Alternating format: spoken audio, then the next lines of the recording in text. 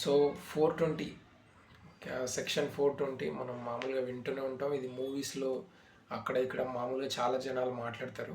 But ఈ 420 అనే సెక్షన్ను 358గా మార్చడం జరిగింది. అది 2024 జూలై నెలలో మార్చడం జరిగింది.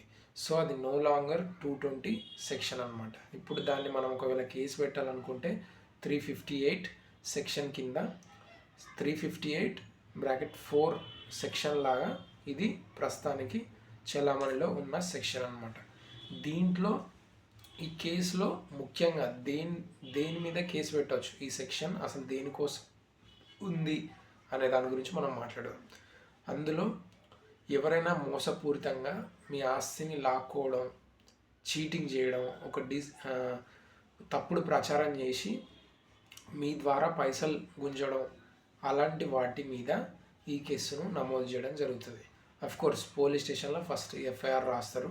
ఆ ఎఫ్ఐఆర్ రాసేటప్పుడు కూడా వాళ్ళు రాసిన తర్వాత దానికి సంబంధించిన అంటే మీరు ఎక్కడైతే ఈ అంటే మీరు ఎక్కడ చీటింగ్ చేయబడ్డారో, అంటే ఇప్పుడు ఫర్ ఎగ్జాంపుల్ హైదరాబాద్లో ఒక కేసు నమోదు చేయడం జరిగింది. అది ఏంటంటే క్రిప్టో కరెన్సీ అని చెప్పేసి హైదరాబాద్లో ఒక పర్సన్ మోసం చేసిండు అనమాట. అది ఎట్లా చేసిండు, రమ్యకృష్ణ గారు హీరోయిన్ ఉన్నారు కదా, ఆ హీరోయిన్ ఫోటో మీద క్రిప్టో కరెన్సీ ఎక్కువ మీరు ఇన్వెస్ట్మెంట్ తక్కువ పెట్టి మీకు వచ్చే రాబడి ఎక్కువ ఉంటుందని చెప్పేసి అతను పోస్ట్ చేసి దాన్ని ప్రచారం చేసిండు.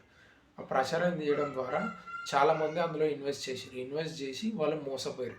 ఆ మోసపోయిన దాన్ని ఈ 358 సెక్షన్ కింద వాళ్ళు కేసేస్తే అప్పుడు అతను శిక్షింపబడ్డాడు అనమాట. సో ఇట్లా ఈ 358 సెక్షన్ అనేది ఉపయోగపడుతుంది. ఇండియన్ కాన్స్టిట్యూషన్లో దీనికి చాలా పెద్ద ప్రాధాన్యత ఉంది. అండ్ ఇది చాలా అంటే ఎక్కువ యూజ్ చేసే సెక్షన్లో ఈ 358 అనేది చాలా మేజర్ సెక్షన్ అని చెప్పుకోవచ్చు. ఎందుకనంటే ఎక్కువ మంది మోసపోవడానికి ఈ కేసు యూజ్ చేస్తుంటారు. అండ్ చాలామంది మోసపోవడం అనేది మానవ జీవితంలో సహజం కాబట్టి ఈ కేసు ఎక్కువ యూజ్ చేయడం ఉంటుంది. అండ్ దీంట్లో ఒకవేళ అతను కన్విక్ట్ అయిపోయి అంటే గిల్టీగా నిరూపించబడ్డ తర్వాత అతనికి 7 years మినిమం 7 years వరకు, 7 years అంటే కరెక్ట్గా అందరికీ 7 years అనేది ఉండదు అనమాట. సో 7 years జైలు శిక్ష, లేదు అని అంటే దాంతోపాటు ఫైన్, ఇలాంటివి ఉంటాయన్నమాట.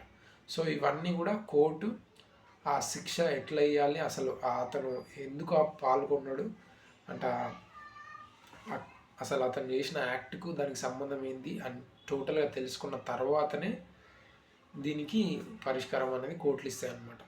సో ఇప్పుడు మనకున్న సెక్షన్ ఇప్పుడు 420 అని చెప్పేసి మీరు అంటే ఆ సెక్షనే లేదు, ఆ సెక్షన్ను టోటల్గా తీసేయడం జరిగింది.